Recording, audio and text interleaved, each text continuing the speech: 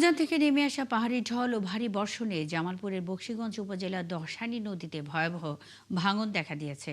উপজেলার মেরুরচর ও সাধুরপাড়া ইউনিয়নের অন্তত ৮টি গ্রামে গত এক সপ্তাহ ধরে ৩ কিলোমিটার এলাকা ভাঙনের কবলে পড়েছে। নদীতে বিলীন হয়ে যাচ্ছে বসতভিটা, ফসলি জমি, বাজার ও গুরুত্বপূর্ণ স্থাপনা। সাধুরপাড়া ইউনিয়নের আইরমারি খানপাড়া গ্রামে গত ২ দিনেই বিলীন হয়েছে ৫টি বসতবাড়ি।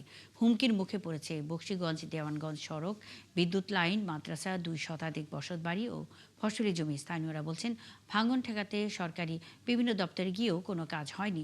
শেষ সম্বলটুকু বাঁচাতে নিজেরাই কাজ করছেন। দ্রুত ব্যবস্থা না নিলে নদী পাড়ের সবগুলো গ্রাম বিলীন হয়ে যাবে। আমরা এই বিষয়টা নিয়ে বকশীগঞ্জ ইউনো অফিস, পানি উন্নয়ন বোর্ড, জামালপুর অনেক জায়গায় অনেক বলেছি, কিন্তু আমাদের এই নদীতে কোনো কাজ হয়নি। এখন 5টা বাড়ি চলে গেছে। আজকে সকালেও আমরা একটা ঘর টান দিয়েছি।